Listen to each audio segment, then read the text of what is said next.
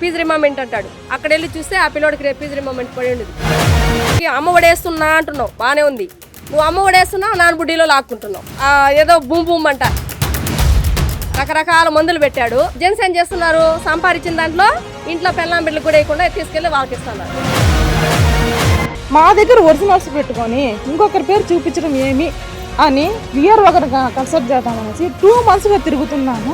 వాటి switch off, not reachable, లేకపోతే phone ring చేసి ఎత్తడం లేదు. ఇంకా మా ప్రభుత్వం అది చేసింది ఇది చేసింది, ఏంది ఇది చేయడమో. మాకు సెంట్రల్ గవర్నమెంట్ ఇచ్చే నిధులు ఈరోజు వచ్చిందంటే రేపు తెల్లారితో 0. ఖచ్చితంగా గద్ద దింపుతాం. ఈయన ఎక్కడో కూర్చుంటాడు కుర్చీ వేసుకొని, ఈయన ఎవరు కలవరు. మేము ఇక్కడ కరెక్ట్గా ఉంటేనే నీకు అక్కడ మాట్లాడేదని. మీ పార్టీలో నాయకులు ఇట్లాంటివి చేయకుండా ఉంటారని హామీ ఇస్తారా? కత్తరించి పడేస్తాం.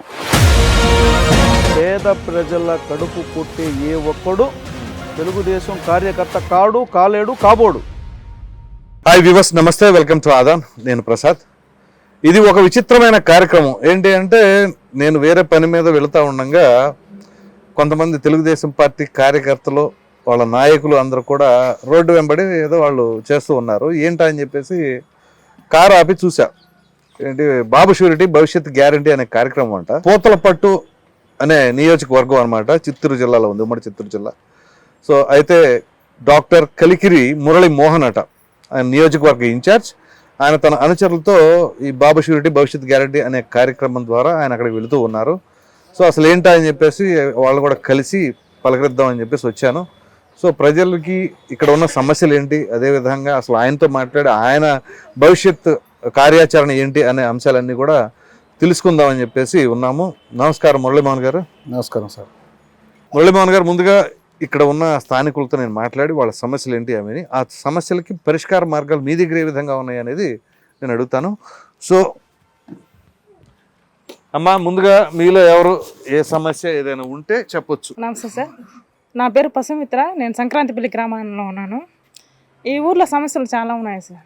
అంటే నేను చూసి నేను ఫేస్ చేస్తున్నది. ఫర్ ఎగ్జాంపుల్,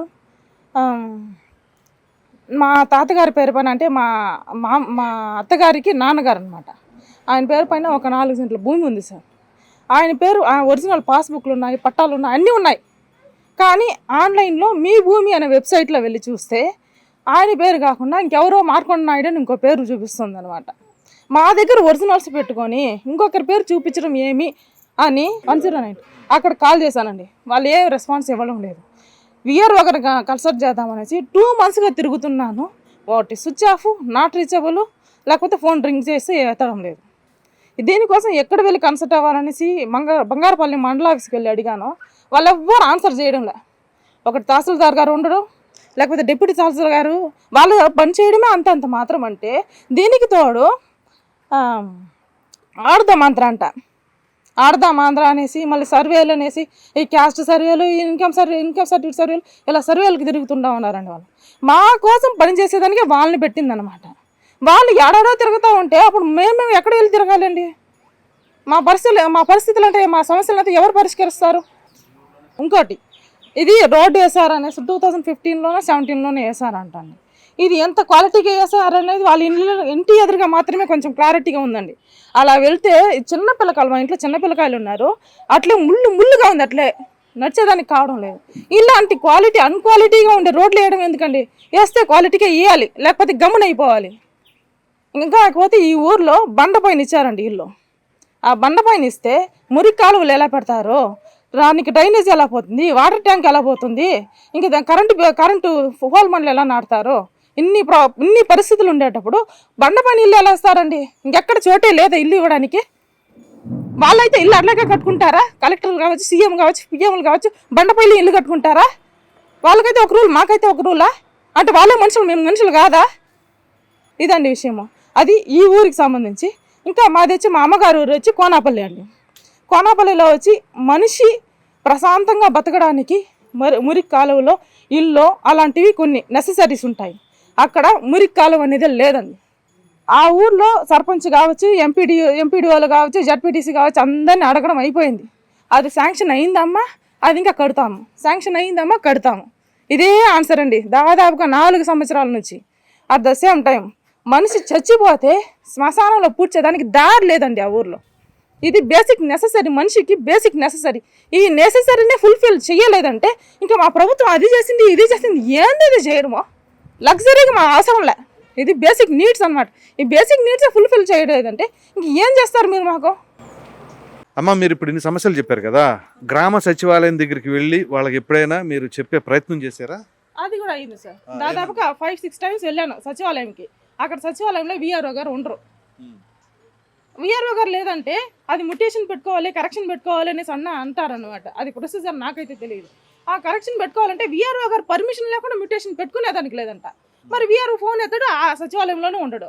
ఆయనకి అడిగితే ఎంక్వైరీ చేసి వాలంటీర్ని ఎంక్వైరీ చేసి ఆయనకి హెల్త్ బాగాలేదని చెప్పారు. హెల్త్ బాగాలేదంటే ఒకటి ఇన్ఛార్జ్ ఎవరన్నా పెట్టాలి, లేకపోతే వాలంటీర్గానే చెప్పాలి, లేకపోతే తలారీకైనా చెప్పాలి. ఈ విధంగా నాకు హెల్త్ బాగాలేదు, ఈ పని చేయి ఆ పని చేయి అనేసి వాళ్ళకి ఇన్ఛార్జ్కి ఇవ్వాలి. అలా ఇన్ఛార్జ్ లేదు. ఎంఆర్ఓ లేదండి, ట్రాన్స్ఫర్. మళ్ళీ ఒక 10 రోజులుగా ఆడదాం ఆంధ్రాలో ఉన్నారండి వాళ్ళు.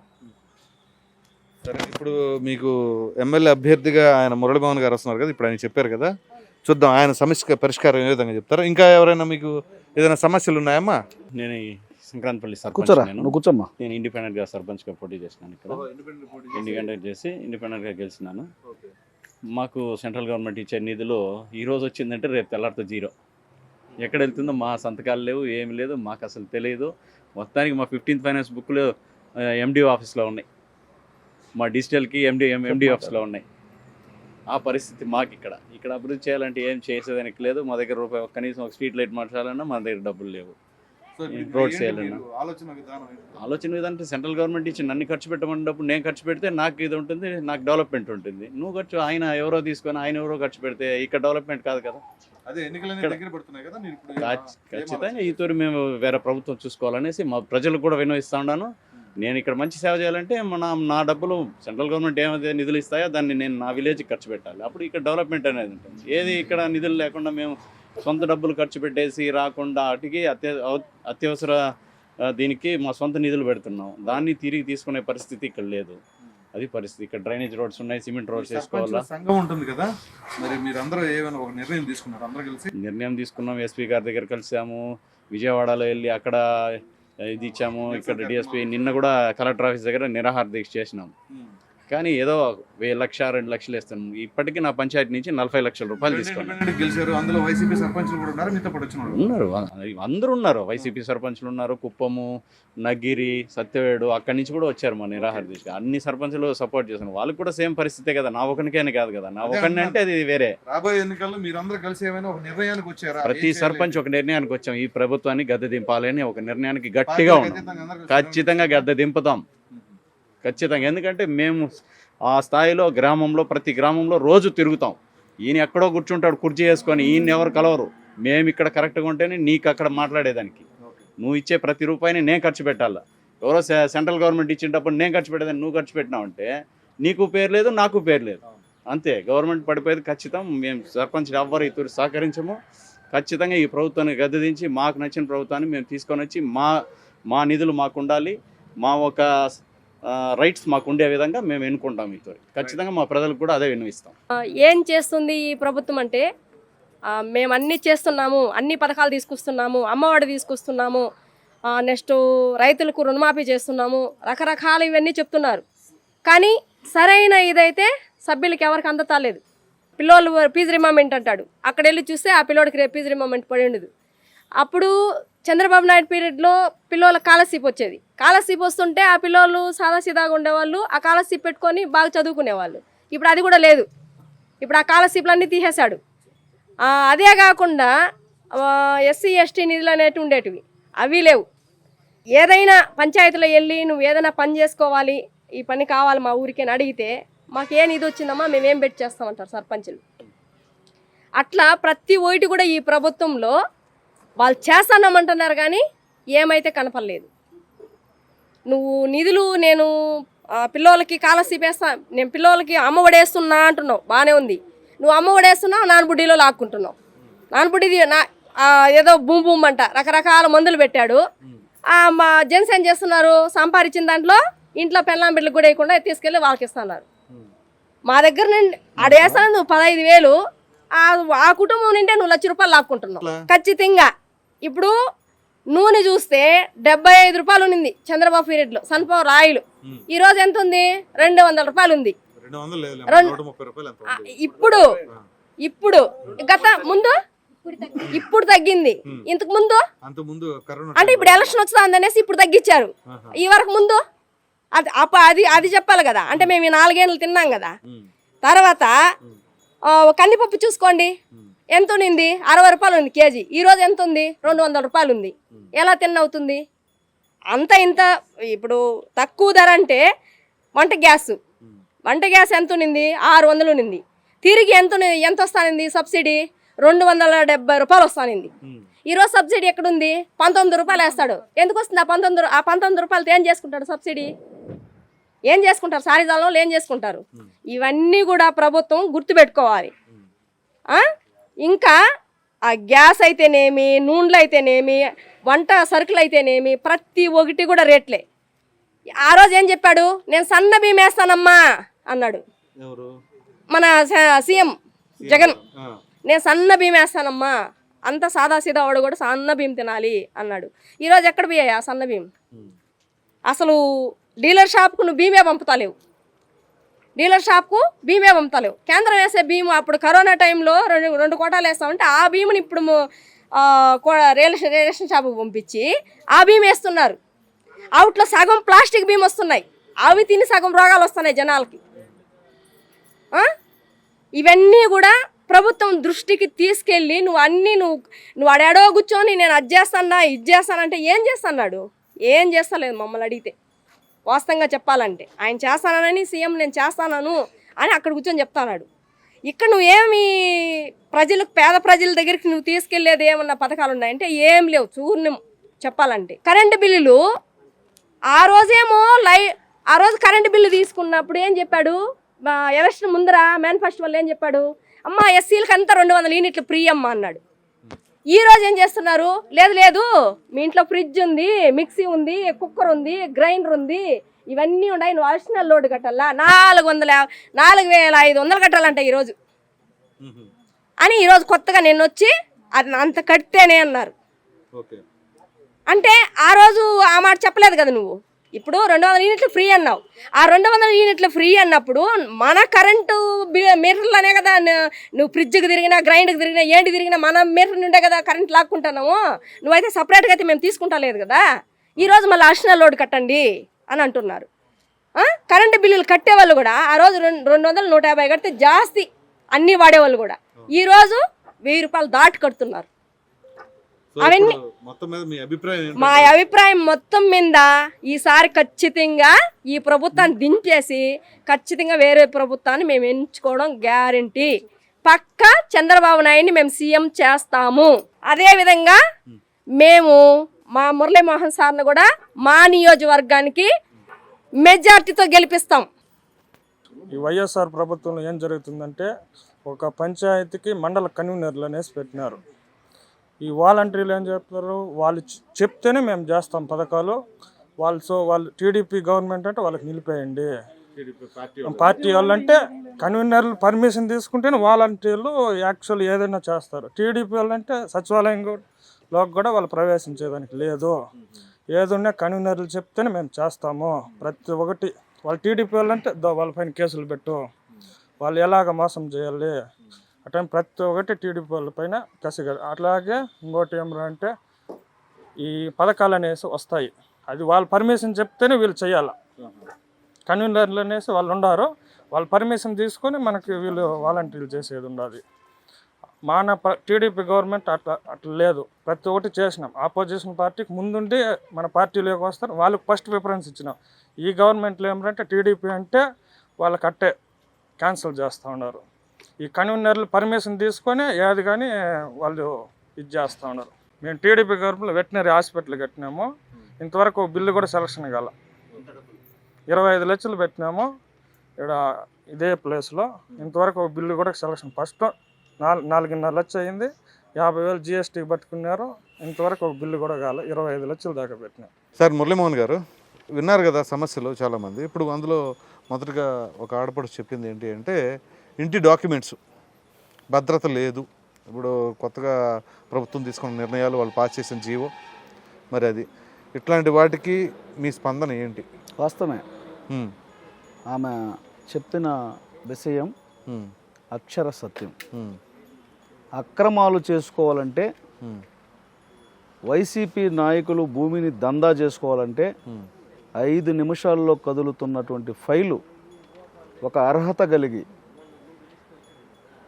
వాళ్ళ అనుభవంలో ఉన్నటువంటి భూమిని సాగు చేసుకునే క్రమంలో ఉమ్, చట్టబద్ధం చేసుకోవాలంటే 5 సంవత్సరాలైనా కదలడం లేదు. యథార్థమే. ఉమ్, ఎందుకంటే ఈ ప్రభుత్వంలో వైసీపీ నాయకులు ఉమ్, భూములను కబ్జా చేస్తున్నారు. ఉమ్, ఎప్పుడైతే ఈ భూముల్ని ఈ విధంగా విసిగిస్తారో, విసిగి వేసారిపోతారో, అప్పుడు ఆ నాయకులను ఆశ్రయిస్తారు.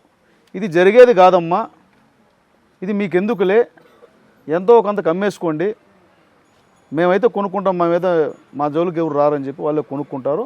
ఆ తర్వాత వాళ్ళు లీగలైజ్ చేసుకుంటారు. ఇది ఒక రకమైనటువంటి దందా. అయితే రేపు మీ పార్టీ అధికారంలోకి వచ్చిందనుకోండి, ఏ విధమైన హామీ ఇస్తారు? లేదా మీ పార్టీలో నాయకులు ఇట్లాంటివి చేయకుండా ఉంటారని హామీ ఇస్తారా? కత్తరించి పడేస్తాం. ఉమ్, మా నాయకుడు ఎప్పుడు ఉమ్, అవినీతిని కానీ, పేద ప్రజల సొమ్ములు కానీ కొట్టేయాలన్న ఆలోచన ఉన్నటువంటి ఏ వ్యక్తిని గుయ్యమని కొట్టి పంపించాడు. సొంత మనిషి అయినా కానీ, ఎవరైనా కావచ్చు. ఉమ్, చరిత్రలో అనేక ఆనవాళ్ళు ఉన్నాయి. ఉమ్, ఎందుకంటే పేద ప్రజల కడుపు కొట్టే ఏ ఒక్కడు ఉమ్, తెలుగుదేశం కార్యకర్త కాడు, కాలేడు, కాబోడు. ఓకే. వాడు తెలుగుదేశం కార్యకర్తగా ఉన్నాడంటే పేదల కడుపు నింపేవాడయ్యే ఉంటాడు, కానీ పేదల కడుపు కొట్టేవాడయ్యే ఉండడు. సో ఇప్పుడు మరి ఆ చెల్లెమ్మకి ఎటువంటి పరిష్కార మార్గం అందిస్తారు ఒకవేళ మీరు అధికారంలోకి వస్తే? 2000% ఆ, ఆమె డాక్యుమెంట్స్ అన్ని చూస్తాం. ఉమ్, లీగల్గా ఆమె ఇంటికే ఉమ్, మనం అధికారంలోకి వచ్చిన తర్వాత ఆమె ఆఫీస్ చుట్టూ కాదు, ఆమె ఇంటికి అధికారులను పంపించి పరిష్కారం చేయమని చెప్పారు. ఓకే, రైట్, మంచి నిర్ణయం. అమ్మా, మీ సమస్యను పరిష్కారం చేస్తా అన్నారు, నేను రికార్డు కూడా చేస్తున్నాను. మీకు చేయకపోతే మరలా నాకు ఫోన్ చేయండి, నేను అప్పుడు మీ సార్ మీ ముందే అడుగుతా, సరేనా? ఇంకా తర్వాత ఈ మహిళ ఈవిడ చెప్పారు అనేక రకాలైన ఆర్థిక పరిస్థితులు, అధిక ధరలు, ఏంటి అంటే నిత్యావసర సరుకుల ధరల దగ్గర నుంచి కరెంటు బిల్లు, ఇలా ప్రతి ఒక్కటి కూడా ఒక రేంజ్కి వెళ్ళిపోయినాయి. మరి ఇప్పుడున్న పరిస్థితుల్లో సరే, ఇప్పుడు ప్రస్తుతం ప్రభుత్వం ఏంటి అంటే మేము సంక్షేమ పథకాలు ఇస్తున్నాం కాబట్టి అప్పులు చేస్తున్నాం, అది ఇది వీటన్నిటి బ్యాలెన్స్ చేయడానికి ఏదో మరి ఏదైనా కానీ ప్రజల దగ్గర నుంచే లాగాలి కాబట్టి వాళ్ళు అనేక రకాల వ్యూహాలు. సో ఇప్పుడు చంద్రబాబు నాయుడు గారు చెబుతుంది ఏంటి అంటే అదే సంక్షేమ పథకాలు మేము వచ్చినా ఇస్తాము అంటున్నారు. సో దానికి తగినట్టుగా ఇప్పుడు గ్యాస్ బండ్లు ఉచితంగా ఇస్తానని ఇంకొన్ని యాడ్ చేశారు కదా, ఏదో బస్సులు కూడా ఫ్రీ, అనేది ఇంకా ప్రపోజల్లో లేదు, ఆలోచిస్తున్నారు, దానిపైన పునరాలోచన చేస్తున్నారు. సో ఇటువంటివన్నీ నెరవేరుస్తూ అధిక ధరలు కాకుండా చేస్తానికి ఏమైనా అవకాశం ఉంటుందా? ఎందుకు లేదు, ఉంది. మా నాయకుడు నారా చంద్రబాబు నాయుడు గారు, అధికారంలో కలిసి రాబోతున్నటువంటి పవన్ కళ్యాణ్ గారు చాలా స్పష్టంగా చెప్పడం జరిగింది. అవును, చెప్పారు. ఈ ధరలని అదుపు చేసి పేద మధ్య తరగతి ప్రజలు కొనుగోలు స్థాయిని పెంచి ప్రజా జీవనాన్ని మేము మెరుగుపరుస్తాము. పథకాలు ఇస్తా వీళ్ళకి ధరలు పెంచకుండా ఏ విధంగా మీరు తీసుకొస్తారు ఆ విధానాన్ని? సాధ్యమవుతుంది. దానికి కావాల్సింది ఇప్పుడు ఎప్పుడైతే ఒక మనిషి కుట్ర, కుతంత్రం, కుళ్ళు మనసు నిండా పెట్టుకుంటాడో వాడికి మంచి బుద్ధి రాదు, మంచి ఆలోచనలు రావు. క్రిమినల్కి మంచి ఆలోచన వస్తుందా? సో ఇక్కడ ఉన్నది మంచి ఆలోచనలతో చేయాలనుకున్నటువంటి వాళ్ళు, అక్కడ ఉన్నది క్రిమినల్ ఆలోచనలతో కొట్టేయాలనుకున్న వాళ్ళు. ఎందుకు సాధ్యం కాదు? అభివృద్ధి, సంక్షేమం అన్నది 2 పట్టాల మీద నడిపిన ప్రభుత్వం తెలుగుదేశం ప్రభుత్వం. 15 సంవత్సరాలు తెలుగుదేశం పార్టీ ఉమ్మడి ఆంధ్రప్రదేశ్లో కానీ విభజన ఆంధ్రప్రదేశ్లో కానీ అధికారంలో ఉన్నప్పుడు ఈ రెండింటికి అధిక ప్రాధాన్యతను ఇచ్చి నిరూపించింది. మరి ఈరోజు అది సాధ్యం కాదు అని ప్రశ్న ఉద్భవించడమే అవివేకం ఎవరైనా చెబితే కూడా. ఎందుకంటే ఈ భారతదేశంలో ఉన్నటువంటి ముఖ్యమంత్రుల్లో కానీ ప్రధానమంత్రుల్లో కానీ ఒక పరిపాలనా దక్షత కలిగినటువంటి వ్యక్తులను లెక్క పెడితే మొదట 10లో చంద్రబాబు నాయుడు గారు ఉంటారు. ది గ్రేట్ ఎకానమిస్ట్, ఆర్థిక నిపుణుడు, ఆర్థిక నిర్వహణ తెలియాలి. మనకు చదువుకునేటప్పుడు కూడా ఒక ఫండమెంటల్ ఉంటుంది. అవసరం ఏది, సౌకర్యం ఏది, విలాసం ఏది. మనం అవసరం ఏది ఎవరికి అవసరం అనేది చూడాలి, ఏది ఎవరికి సౌకర్యం అనేది చూడాలి. ఈ రెండింటి తరువాత విలాసంకి వెళ్ళాలి. ఇది ఫండమెంటల్ లైఫ్ స్టైల్. అంటే నిర్వహణ ఏ విధంగా ఉండాలి, నిర్వహణ చేసేవాడికి ఆ బుద్ధి ఉండాలి, ఆ విజన్ ఉండాలి, ఆ బుద్ధి ఉండాలి. వీళ్ళకేముంది? అది ఉంటే ఈ సమస్య ఎందుకు వస్తుంది అంటే ఆర్థిక నిర్వహణ చేతగాని తనం వల్ల 24 గంటల్లో చేస్తున్నటువంటి ఆలోచనలన్నీ కూడా వక్రమైనవి కావడం వల్ల ఒక సక్రమమైనటువంటి ఆలోచన చేయలేకపోతున్నారు. ఈరోజు ఉన్నటువంటి స్థితిలో కూడా ఇప్పటికిప్పుడు గౌరవ చంద్రబాబు నాయుడు గారి దగ్గర హ్యాండ్ ఓవర్ చేస్తే 6 నెలల్లో సమస్యలన్నీ సర్దుకుంటాయి. ఓకే, ఇప్పటికిప్పుడు ధరలను అదుపు చేయగలిగినటువంటి నియంత్రణ వ్యవస్థ శక్తి చంద్రబాబు నాయుడు గారికి తెలుసు. అది మంత్రం కాదు, విధానం, మేనేజ్మెంట్, ప్రాక్టీస్. దానికి కొన్ని సంవత్సరాల తరబడి ఆర్థిక నిర్వహణలో చాలామంది ఇచ్చినటువంటి సూచనలు ఉన్నాయి, చాలామంది చేసినటువంటి పద్ధతులు ఉన్నాయి, దేశ విదేశాల్లో వారి యొక్క నిర్వహణ పద్ధతులు ఉన్నాయి. వాటిని అవలంబించి వాటిలో మన ప్రాంతానికి, మన ప్రజల జీవన ప్రమాణాలకి ఏది అనుకూలమైనటువంటి విధానము అని తెలుసుకొని తదనుగుణంగా పరిపాలన చేయగలిగితే అసాధ్యమే కాదు. సో అయితే ఇప్పుడు మీ నియోజకవర్గం, పోతలపట్టు నియోజకవర్గం ప్రస్తుత ఎమ్మెల్యే ఎంఎస్ బాబు, కోర్స్ మొన్ననే ఆయన సీఎం గారికి వ్యతిరేకంగా మాట్లాడారు అనుకోండి. అయితే ఈ 5 సంవత్సరాల్లో ఆయన ప్రజలకు అందుబాటులో ఉన్నారా లేరా? 1. 2, ఏదైనా సరే మీ నియోజకవర్గంలో అవినీతులు కానీ, అక్రమాలు కానీ ఇంక చాలా ఉంటాయి కదా, అట్లా మీ నియోజకవర్గంలో ఏమైనా జరిగినాయా? ప్రస్తావన అప్రస్తుతం అయిపించింది. కాకపోతే మీరు అప్రస్తుతం ఎలా అవుతుంది? ఎందుకంటే స్థానికంగా ఆయన ఎమ్మెల్యే కాబట్టి. అంటే పాపం అతనే చెప్పేశాడు కదా, ఏమని, నేను 5 ఏళ్ళు ఒక మంత్రి చెప్పినట్టే చేశాను, నాకు సొంతంగా ఏం చేయలేదు అని చెప్పాడు. పెద్దిరెడ్డి రామచంద్రారెడ్డి అనే ఒక మంత్రి ఏమి చెబితే అదే చేశా, నేను సొంతంగా ఏం చేయలా అంటే అవినీతి కూడా వాళ్ళు చెప్తేనే చేసినా అన్నాడు అతను. అవినీతి జరిగింది చాలా. నిజమేనది? వాళ్ళ చెప్తే చేస్తారు. ఎప్పుడైతే ఎంఎస్ బాబు అన్నటువంటి వ్యక్తికి టికెట్ నిరాకరించారో ఆ రోజే వైసీపీ నేతలు బలమైనటువంటి ఆరోపణలు చేశారు.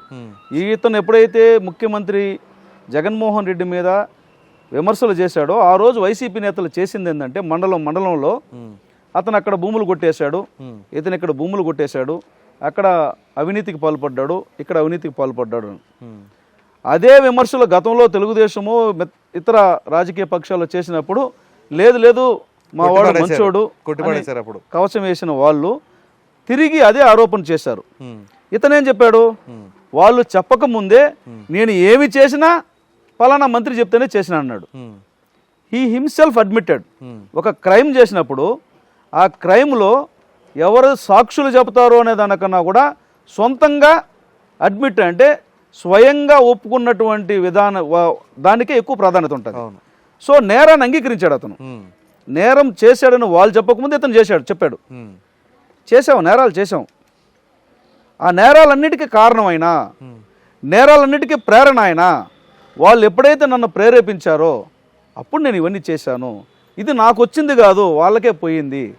ఇప్పుడు వైసీపీ వాళ్ళు చెప్తున్నారు అక్రమాలు చేశారని. సో ఇక్కడ మనం అర్థం చేసుకోవాల్సింది ఏంది, ఈ వైసీపీ ప్రభుత్వంలో ఉన్నటువంటి కొంతమంది పెద్దలు ఈ ప్రజల బాగోగుల కన్నా ఈ వనరులని ఏ విధంగా దోచుకోవాలి, అది ప్రజాస్వామ్యయుతంగా మనం ఏ విధంగా దోచుకోవచ్చు, ప్రజాస్వామ్యాన్ని అడ్డం పెట్టుకొని మనం ఏ విధంగా దోచుకోవచ్చు. ఇప్పుడు దారి దోపిడీ చేస్తే నేరం, కానీ ఇప్పుడు జగన్మోహన్ రెడ్డి చేస్తున్నది ఏంది, దారి దోపిడీ కన్నా ఘోరం. ఏంటి, ఇప్పుడు ఆమె చెప్పారు 200 యూనిట్ల వరకు ఫ్రీ. నువ్వు 200 యూనిట్లకు ఏసీ వాడుకుంటే నీదేం పోతుంది, ఫ్రిడ్జ్ వాడుకుంటే నీదేం పోతుంది, కూలర్ పోతే నీదేం వస్తుంది, ఇంకేం వాడుకుంటే నీదేం పోతుంది, 200 యూనిట్లు ఫ్రీ అన్నావు కదా. అంటే దోపిడీని అధికారికంగా దారి దోపిడీ చేస్తే నేరం, కానీ అధికారికంగా దోపిడీ చేస్తే అది చట్టబద్ధం. అంటే దోపిడీని అధికారికంగా చేస్తున్నటువంటి ఒక ప్రభుత్వం ఈ భారతదేశంలో ఏదైనా ఉంది అంటే ఆంధ్రప్రదేశ్లో ఉన్నటువంటి వైఎస్ జగన్మోహన్ రెడ్డి గారి సారథ్యంలో నడుస్తున్నటువంటి ప్రభుత్వం. అందుకనే ఎంఎస్ బాబు అతీతుడు కాదు. ఎంఎస్ బాబు కూడా వాళ్ళ చేత దోపిడీ చేయించారు. ఎంఎస్ బాబు చేత దోపిడీ చేయించి అతనికి ఏమైనా ఇచ్చారో లేదో తెలియదు, చేయించింది మాత్రం వాళ్ళే. ఇప్పుడు ఆయన చేయించారు, వీళ్ళు చేయించారు. ఇది ఎప్పుడు వచ్చింది? ఆయనకి ఎప్పుడైతే టికెట్ నిరాకరించారో ఇక అప్పుడు నువ్వు దొంగ అంటే నువ్వు దొంగ అన్నట్లుగా ఉంది వ్యవహారం. సో ఇప్పుడు ఆయన జగన్మోహన్ రెడ్డి గారికి వ్యతిరేకంగా ఉన్నారు కాబట్టి ఒకవేళ టికెట్ ఆశించకపోయినా మీరు నాకు టికెట్ ఇప్పినా పర్వాలేదు, నేను మీ పార్టీలోకి వస్తాను అని తెలుగుదేశం పార్టీలోకి ఆయన వస్తే చేర్చుకుంటారా? ఒకటి. రెండు, ఆ తర్వాత ఎవరైతే ఇట్లాంటి అవినీతికి అక్రమాలు చేశారో చేసిన వాళ్ళని రేపు మీరు అధికారంలోకి వస్తే మరి వాళ్ళపైన ఎటువంటి చర్యలు తీసుకుంటారు? ఒకవేళ వాళ్ళు మీ పార్టీలో ఉన్న, ఇందాక మీరు ఒక మాట అన్నారు, మా చంద్రబాబు గారు ఎట్టి పరిస్థితుల్లో ఎవరిని కూడా ఒప్పుకోరు అని చెప్పేసి. సో అటువంటి క్రమంలో ఇవాళ మీ పార్టీ జెండా కప్పుకున్నారనుకోండి, వాళ్ళు పునీతులు అయిపోతారా? లేదు లేదు, మా పార్టీలో ఉన్నా సరే ఖచ్చితంగా పారదర్శకంగా అన్నీ ఇంట్రాగేట్ చేపిస్తామంటారా? ఇన్వెస్టిగేషన్ అన్నీ.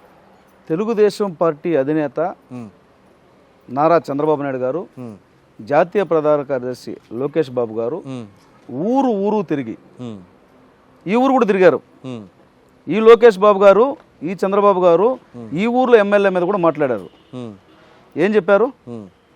ఎంక్వైరీ వేస్తాం, విచారణ జరుపుతాం, అభియోగం చేసిన దాని మీద విచారణ జరిపి చేసిన నేరానికి శిక్ష పడేలా చేస్తాం.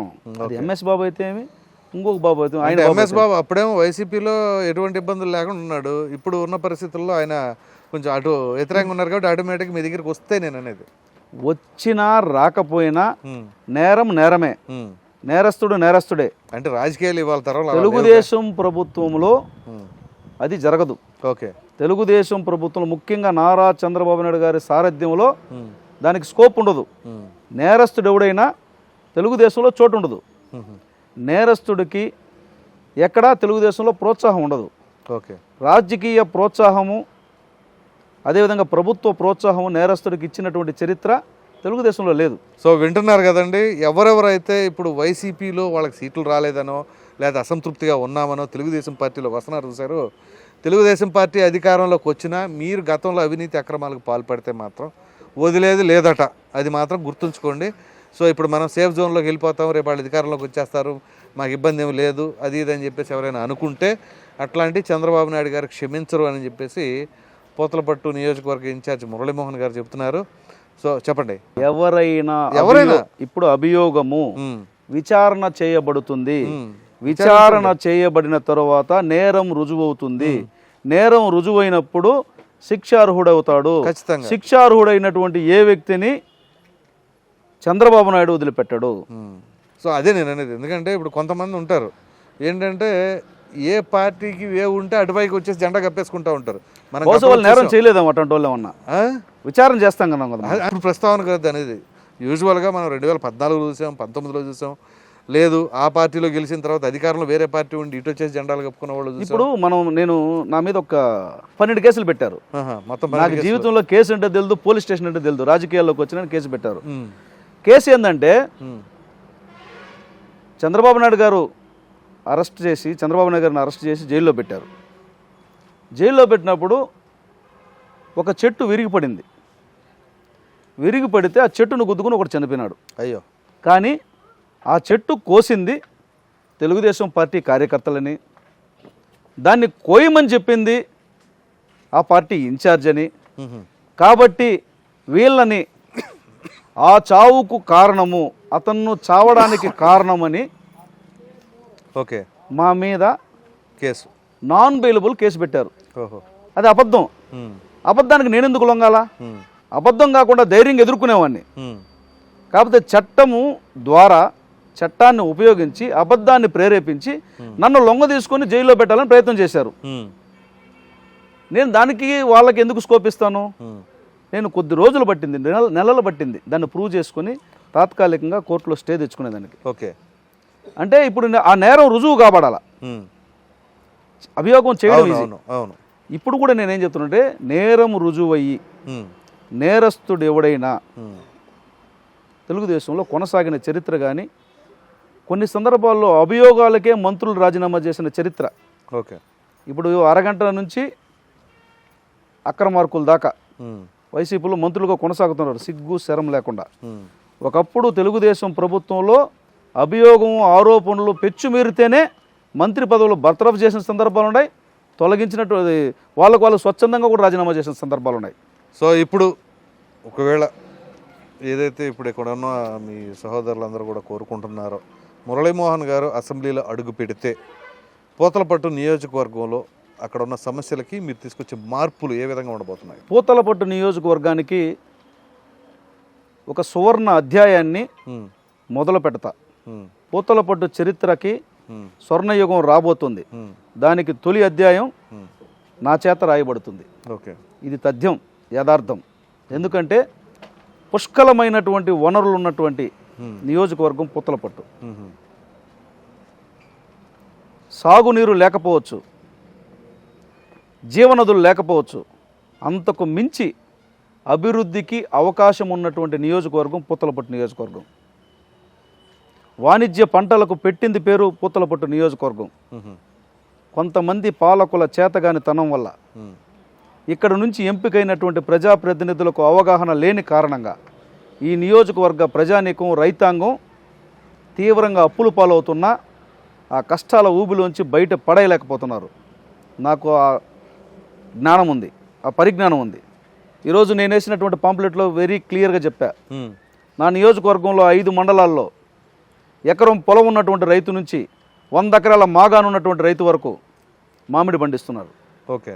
మామిడికి కనీస ధర ఇప్పించలేనటువంటి చేతగాని పాలకులు ఈ ప్రాంతం నుంచి ఎంపికయ్యారు. ఉమ్, అవసరమైతే అధికారం దేనికోసం నీకు ఇచ్చింది? ప్రజల బాగోగుల కోసం. అంతే కదా. మరి ప్రజల బాగోగుల కోసం 1 గంట నువ్వు అధికారుల దగ్గర కూర్చోలేనటువంటి ప్రజాప్రతినిధి నీకు ప్రజాప్రతినిధిగా కొనసాగే అర్హత ఎక్కడిది? నాకు ఆ నమ్మకం ఉంది, నాకు ఆ తెలివితేటలు ఉన్నాయి. ఖచ్చితంగా పూతలపట్టు నియోజకవర్గంలో అత్యధికంగా ఉన్నటువంటి మ్యాంగో రైతులకి, దీంట్లో ఇంకొక బ్యూటీ ఆఫ్ మ్యాంగో ఫార్మర్స్ ఏంటంటే ఉమ్, ఎస్సీలు, ఎస్టీలు, బీసీలు, ఓసీలు అందరూ కూడా వాళ్ళకున్న పొలాల్లో వేరే పంటలు పండించుకోలేక, ఆ పంటలు పండించి అమ్ముకుని దాన్ని గిట్టుబాటు ధర చెల్లించుకోలేక మామిడి చెట్లు పెట్టేశారు. వస్తే ఏదో ₹1 రాని.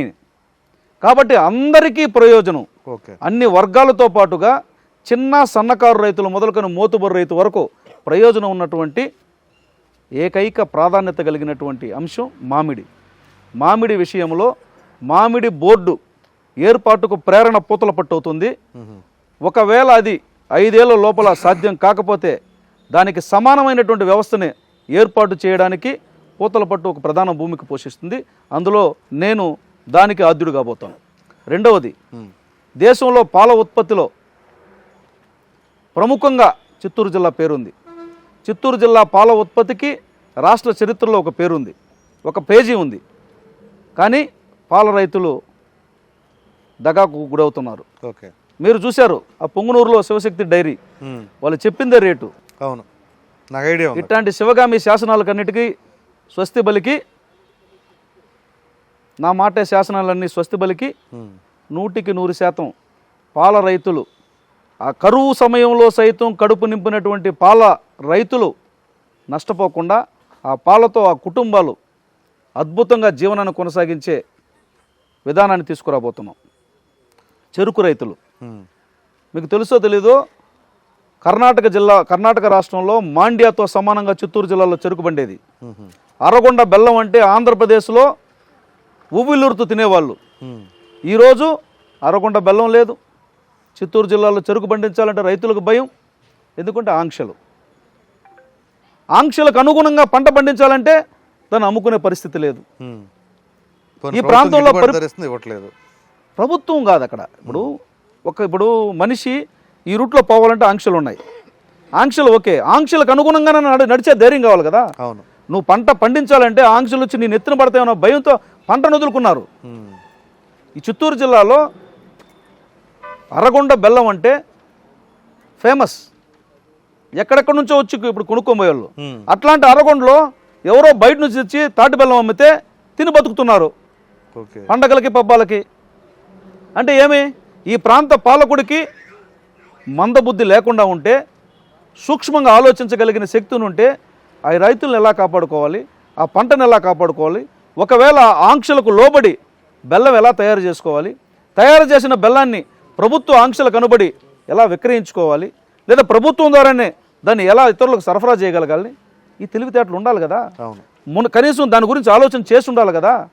ఈ ప్రాంతంలో చెరుకు పండించే రైతులు ఉన్నారన్నటువంటి విషయం మర్చిపోతున్నాం మేము. సో ఫైనల్గా ఒకటి చెప్పండి, మీ నియోజకవర్గంలో ఉన్న యువతకి మీరు ఏ విధంగా వాళ్ళకి ఏదైనా ఉపాధి కానీ ఉద్యోగాలు కానీ, అంటే తాత్కాలికంగా అంటారా? తాత్కాలికంగా కాదు కదా, మనం ఇండస్ట్రియల్ సెక్టర్ ఏమైనా తీసుకొచ్చే ప్రపోజల్ ఏమైనా ఉన్నారా? ఉంది. ఇప్పటికే మా నియోజకవర్గంలో అమర్ రాజా కంపెనీలు వారి యొక్క ఎస్టాబ్లిష్మెంట్స్ చేసే దాన్ని కూడా తరిమి కొట్టేశారు వీళ్ళు. ఎంత దుర్మార్గంగా అమర్ రాజా కంపెనీల పట్ల ఈ ప్రభుత్వం నీచంగా నీతి బాహ్యంగా ప్రవర్తించిందో మీరు చూశారు. అలాంటి పరిస్థితులు లేకుండా ఇక్కడ ఐటీ కంపెనీలు మొదలుకొని ప్రొడక్టివ్ ఏదైతే ఉన్నాయో, ఇప్పుడు మాకు మ్యాంగో ఎక్కువ ఉంది, పల్ప్ ఇండస్ట్రీస్ చాలా ఉన్నాయి, ఇంకా పల్ప్ ఇండస్ట్రీస్ దానికి అనుబంధం పరిశ్రమలు. ఇప్పుడు మాకు ఇంకా అదృష్టం, కలిసి వచ్చే అదృష్టం ఏంటంటే Bengaluru Chennai highway, express highway వస్తుంది కారిడార్. మా నియోజకవర్గంలో బంగారుపల్లి మండలం మొత్తం నడుస్తుంది, యాదమూరులో కొంచెం దూరం నడుస్తుంది, అంటే చిత్తూరుకు దగ్గర. అట్లాగే తచ్చూరు చిత్తూరు ఎక్స్ప్రెస్ హైవే మా నియోజకవర్గంలో ఒక మండలంలో కొంత దూరం నడుస్తుంది. సో ఇలాంటి అవకాశాలు ఉన్నప్పుడు ఇప్పుడు చెన్నైలోనో బెంగళూరులోనో పోయే ఉద్యోగులకి ఇప్పటికే మా అధినాయకుడు నారా చంద్రబాబు నాయుడు గారు చెప్పడం జరిగింది, పవర్ స్టేషన్స్ పెట్టించి ఎక్కడికక్కడ ఒక డెవలప్డ్ కంట్రీస్లో ఐటీ ఎంప్లాయీస్ ఏ విధంగా అయితే వాళ్ళు పవర్ స్టేషన్స్ పెట్టి అక్కడక్కడే వర్క్ చేసుకొని కంపెనీకి వాళ్ళు ఎట్లాగైతే ఆ డెలివరీ చేస్తున్నారో అట్లాగా ఒక పవర్ సెంటర్ నుంచి ఒక పరిశ్రమ దాకా ఖచ్చితంగా ఐటీ పరిశ్రమలను కూడా తీసుకురావడానికి ఒక ప్రయత్నం చేస్తాం. రెండోది, మా నియోజకవర్గానికి సంబంధించినటువంటి ప్రోడక్ట్స్ ఏవైతే ఉన్నాయో, మాకు హార్టికల్చర్ చాలా ఫేమస్ ఇక్కడ.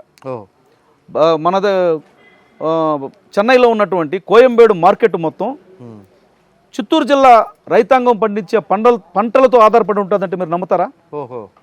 కోయంబేడు మార్కెట్ ఉదయం 4 గంటలకి మీరు అక్కడ పోయి చూస్తే పలమనేరు నుంచి పూతలపట్టు దాకా ఉన్నటువంటి రైతాంగమే అక్కడ కూరగాయలు తీసుకొని పోతుంది.